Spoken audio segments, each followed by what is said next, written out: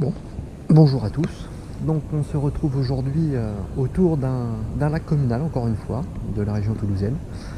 Alors ce lac, il a la particularité d'être à 500 mètres de chez moi. Nous sommes dans ma ville où j'habite. Alors c'est un lac qui fait à environ une dizaine d'hectares, je pense, avec des profondeurs moyennes, avec un trou qui doit faire dans les 4-5 mètres, et puis une profondeur moyenne de 2 mètres à peu près sur l'ensemble du lac, en tous les cas de ses berges, puisque c'est un lac qui est non navigable. C'est aussi un lac qui est fermé à la pêche les 3/4 du temps dans l'année, puisque c'est un lac qui est régi par la PPMA du coin, de la ville, mais qui est fermé toute l'année, sauf en général les jours fériés, où le président de l'association nous permet d'y pêcher. Alors c'est un lac qui a eu un petit problème cet hiver, puisqu'il a souffert d'une invasion de virémies. C'est un lac qui était peuplé de très jolies carpes, et pour la plupart, je pense, alors j'en ai encore vu, mais pour la plupart, en tous les cas les plus belles, elles sont mortes cet hiver. Il a été retiré, j'imagine, plusieurs milliers de kilos de carpes dans ce lac. Alors pourquoi aujourd'hui ici? Eh ben, c'est un lac qui a la particularité, que j'ai la particularité de bien connaître, forcément quand c'est à côté de chez soi. Et c'est un lac qui recèle de très très beaux brochets. J'ai pas la chance de pouvoir aller pêcher en Suède ou de pouvoir aller pêcher en Irlande, donc je me suis donné un objectif. Cet objectif, c'est d'essayer d'attraper un gros brochet dans ce lac. C'est une gravière, sur lesquelles on extrait les galets. Ce lac est en eau depuis au moins 20 ans, je ne sais pas exactement, mais en tous les cas plus de 20 ans.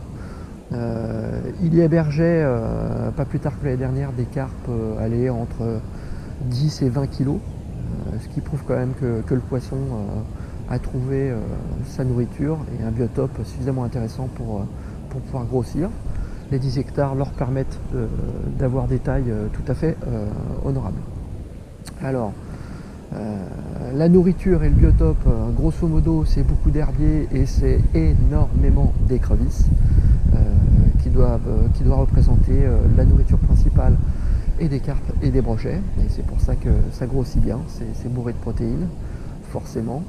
Et si je vous parle de ce lac aujourd'hui, c'est parce que à force de le pratiquer, alors pas forcément à la pêche, parce qu'encore une fois il est fermé tout au long de l'année et il est ouvert par période très très limitée. J'y viens régulièrement promener mon chien, en rentrant du boulot, je suis souvent sur la route et en rentrant du boulot j'y passe, jeter un petit coup d'œil, etc. Et à force de l'observer, eh ben, j'ai repéré des poissons, j'ai repéré des brochets, dont 3 beaux poissons qui sont au-delà du mètre très largement, mais qui sont des poissons qui sont extrêmement compliqués. Alors justement, on en a un qui est juste ici, que je viens d'essayer d'ailleurs et qui n'a pas daigné montrer le bout de son nez. Mais si je vous parle aujourd'hui, c'est parce que j'ai réussi à en faire un, pas plus tard qu'hier soir. Alors la vidéo n'est pas de très très bonne qualité, j'étais tout seul. Alors imaginez que sortir un brochet d'1,20 m quand on est tout seul, c'est jamais très évident. J'ai été très empêtré, j'étais en dévers, donc il a fallu que je remonte le poisson sur la berge un peu plus haut. C'est un poisson qui faisait, je pense, plus d'une quinzaine de kilos. Alors j'ai rien pour le peser, mais je suis quand même pas trop mal habitué à ce genre de poisson. 1,20 m, 15 kg, ça me paraît pas complètement délirant, surtout qu'il était gras, quoi. C'était une belle femelle, elle était vraiment très très grosse, très épaisse, très large, très longue bien entendu, avec de magnifiques nageoires rouges. Je vous mettrai la vidéo à la suite. Voilà, je pense qu'il y a encore moyen de faire des beaux poissons dans ce lac. Encore une fois, j'ai pas cette capacité à aller en Irlande ou en Suède, mais je vais me débrouiller avec ce que j'ai à côté de chez moi. Et je crois qu'en observant, en regardant, en étudiant le lac, le comportement des poissons, le peu qu'on voit, parce que en général ces gros brochets là on les voit jamais, ils sont toujours bien calés, ils ont appris l'art de la dissimulation, et c'est des poissons qu'on voit très très rarement.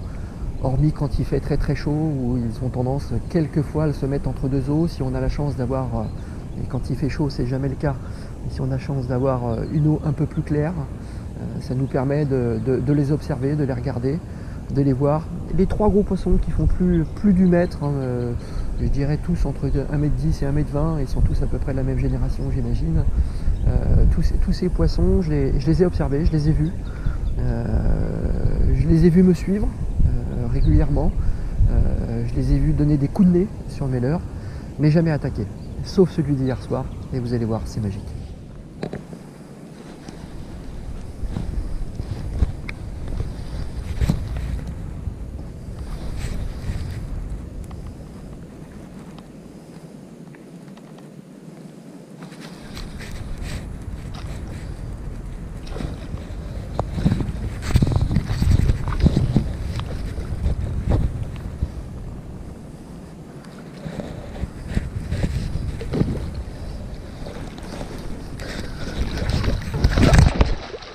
Je l'ai mon croco.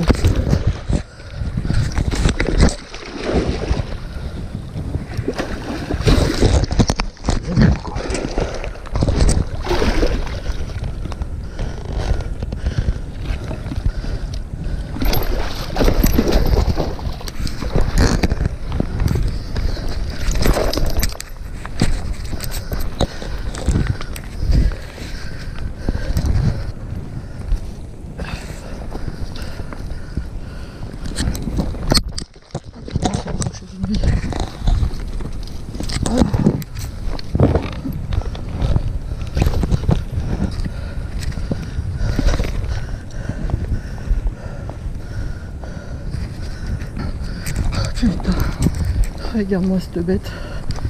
Regarde-moi cette bête. Je sais même pas combien il fait. Oh, putain. Je voudrais pas trop l'abîmer pour pouvoir le remettre en pleine forme. Je sais même pas si je vais pouvoir le prendre dans mes bras. Oh putain, il est énorme. Oh.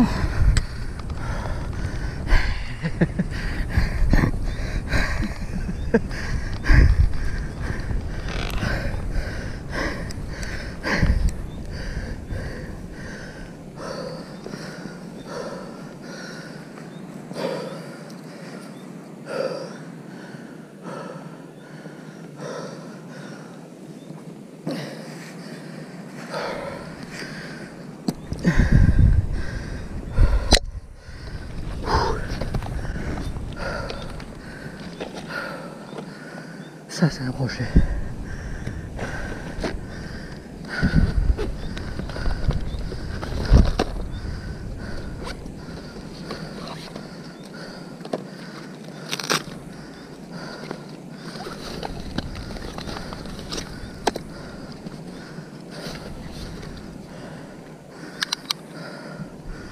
Alors combien tu fais mon pépère? On va te prendre en centimètres, hein, c'est mieux. Hein.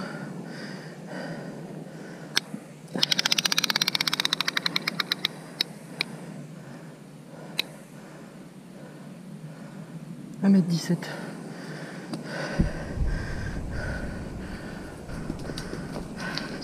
C'est une belle femelle. Allez ma pépère. Allez ma mémère. Oh cette bête. Oh, c'est du jamais vu. Hein. Oh, oh, oh. Allez ma chérie. On va prendre notre temps. Non mais quand tu l'as dans l'eau, elle est... Oh là là là, cette bête. Elle est superbe. Ouais. Allez. Allez, tu vas pas me faire ce coup-là, hein. Allez. Allez. Et voilà.